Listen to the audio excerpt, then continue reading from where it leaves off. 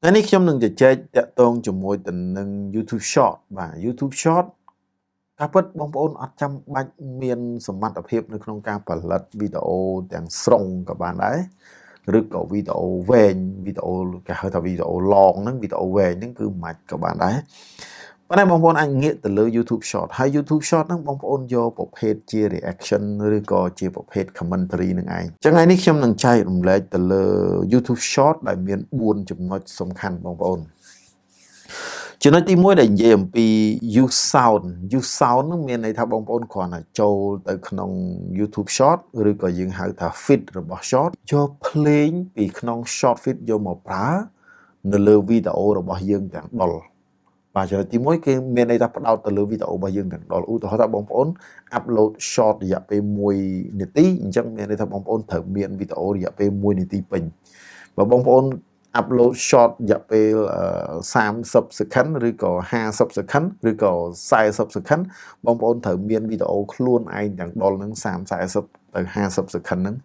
ពេញខ្លួនឯងប៉ុន្តែនៅពេលដែលយើងត្រូវការភ្លេងចម្រៀងអីយកមកដាក់គឺមានន័យថាយើងយកភ្លេងដែល YouTube ឲ្យយើងប្រើដូចខ្ញុំបញ្ជាក់អញ្ចឹងថានៅពេលដែលយើងបានចំណូលគឺមានន័យថាយើងត្រូវចែកភាគលាភហ្នឹងទៅកាន់ម្ចាស់ភ្លេងដែរអញ្ចឹងចំណុចទី1មានន័យថាមិនយើងអត់ពិបាកនៅក្នុងការរកបទភ្លេងរកចម្រៀងរក sound រកអីទេគឺមានន័យថាយើងអាចយក sound យកភ្លេងយកចម្រៀងដែល YouTube ឲ្យយើងប្រើហ្នឹងយកមកប្រើបានចំណុចទី2គឺ collab បងប្អូនបើកត់ជាធ្លាប់ឃើញបងប្អូនអូសនៅក្នុង short feed ទៅបងប្អូននឹងឃើញមានរូបរបស់រូបវីដេអូហ្នឹងប៉ុន្តែមនុស្សពីរនាក់មួយចំហៀងប្រឈរហ្នឹងមួយចំហៀងគឺជារូបបុគ្គល A ហើយមួយចំហៀងទៀតគឺជារូបរបស់បុគ្គល B អញ្ចឹងនៅពេលដែលយើងចូលទៅ collab ជាមួយទៅនឹងនរណាម្នាក់មានន័យថាវាស្មើនឹងយើងយកវីដេអូរបស់គេដាក់មួយចំហៀងហើយវីដេអូដែលយើង react ឬក៏យើង collab មួយគេនឹងមួយចំហៀងបងប្អូនត្រូវស្វែងយល់អំពីគោលការណ៍បន្ថែមទៀតថាពេលដែលយើង collab យើងគ្រាន់តែដាក់វីដេអូហើយរូបយើងឈរនៅថ្មឹងទៅទេអត់មាននិយាយអីសោះឬវាត្រូវមាន reaction និយាយបន្ថែមអីទៅលើវីដេអូរបស់គេនឹងដែរឬយ៉ាងណាអញ្ចឹងកន្លែងនេះគឺតាក់ទងជាមួយទៅនឹង react តាក់ទងមួយទៅនឹងគោលការណ៍របស់វាកន្លែងនេះបងប្អូនស្វែងយល់បន្ថែមទៀតណាអាហ្នឹងក៏ជាលក្ខខណ្ឌមួយដែលយើងអាចផលិតវីដេអូបានយ៉ាងងាយហើយមួយទៀតវាជួយសម្រួលយើងមកផ្នែកមានន័យថាបើសិនជាយើងអត់មានរបស់គេទេមានន័យថាយើងត្រូវធ្វើទាំងដល់ទី1ខាងលើចឹងប៉ុន្តែនៅពេលដែលយើង collab មានន័យថាយើងអមរបស់យើងមួយផ្នែកទៅជាមួយនឹងរបស់គេមួយផ្នែក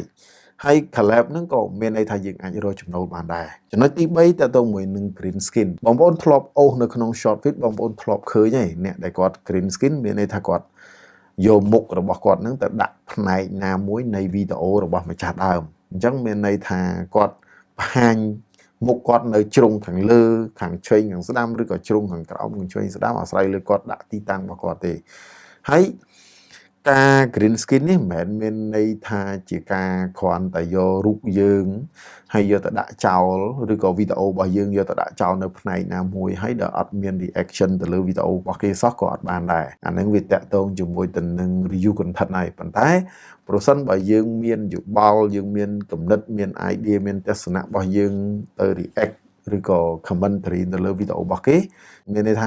វីដេអូរបស់គេទី1ហើយដល់ពេលយើងយករបស់គេយកមក react មានន័យថាវានឹងคล้ายទៅជាវីដេអូថ្មីមួយទៀតអញ្ចឹងកន្លែងនេះគឺអត់ជាប់ជាមួយនឹង review content ទេហើយយើងអាចរកចំណូលបានធម្មតាចំណុចទី4តទៅជាមួយទៅនឹង cut វីដេអូខ្ញុំឃើញមានបុគ្គលល្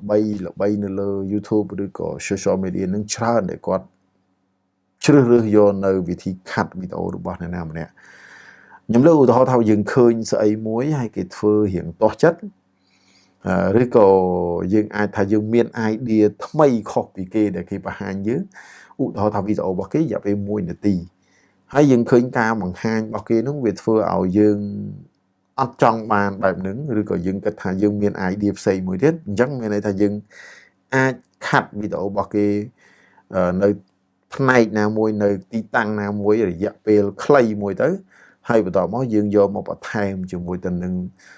សាច់វីដេអូរបស់យើងដែលជាគំនិតឬក៏ idea ទស្សនៈរបស់យើងនឹងបញ្ចូលទៅជាមួយភ្ជាប់ទៅជាមួយទៅនឹងវីដេអូដែលយើងខាត់ពីគេនឹងយើងបានយកវីដេអូគេផ្នែកមួយ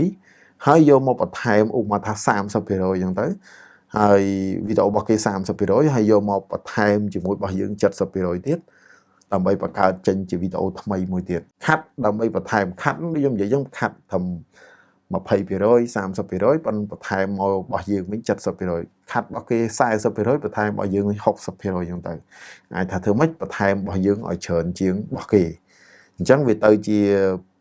បង្កើតជាមួយទៅនឹងវីដេអូថ្មីមួយទៀត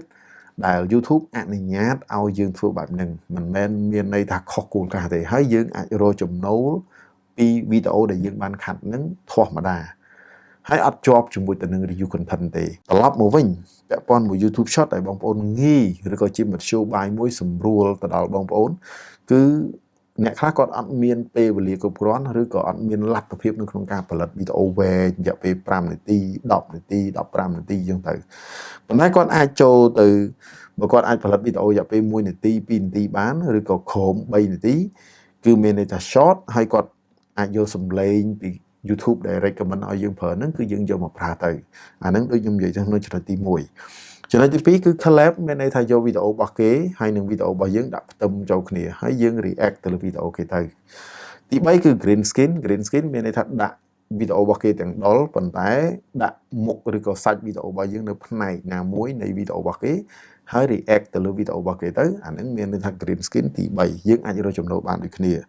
ហើយចំណុចទី4ដែលខ្ញុំនិយាយមិញហ្នឹងគឺខាត់វីដេអូរបស់គេនៅក្នុង 20% 30% នៅក្នុងផ្នែកណាមួយដែលយើងចង់ react ហើយបន្តមកថែម70ទៅ80% ឬក៏60% នៃវីដេអូរបស់យើងដើម្បីបង្កើតចេញជាវីដេអូថ្មីមួយទៀតអញ្ចឹង4ចំណុចនេះគឺជាចំណុចដែលយើងអាចធ្វើបាននៅលើ YouTube Short ហើយសិតតែជាចំណុចដែលយើងជួយសម្រួលយើងនៅក្នុងការផលិតក៏ដូចជាធ្វើឲ្យយើងអាចទទួលបានចំណូលបានធម្មតាហើយអត់ជាប់បញ្ហាដែលត្រូវខុសពីគោលការណ៍ដែល YouTube មិនអនុញ្ញាតនោះទេអញ្ចឹងកន្លែងនេះគឺបងប្អូនអាចធ្វើបានសង្ឃឹមថាវីដេអូមួយនេះនឹងคล้ายទៅជា tip ថ្មីសម្រាប់បងប្អូនដែលអត់ទាន់បានយល់អំពី YouTube Short ហើយអ្នកដែលមានបំណងនៅក្នុងការធ្វើ YouTube Short ឬក៏មានបំណងចង់ស្វែងយល់អំពីចំណុច4ដែលខ្ញុំបានប្រាប់មិញហ្នឹងអញ្ចឹងបងប្អូនអាចនឹងទទួលបានវាហើយធ្វើវានឹងទទួលបានភាពជោគជ័យជាចុងក្រោយសូមកុំភ្លេចជួយ Subscribe ឬក៏ Follow ទៅលើ Page ខ្ញុំម្នាក់មួយផងពីខ្ញុំសូមអរគុណនិងសូមជម្រាបលា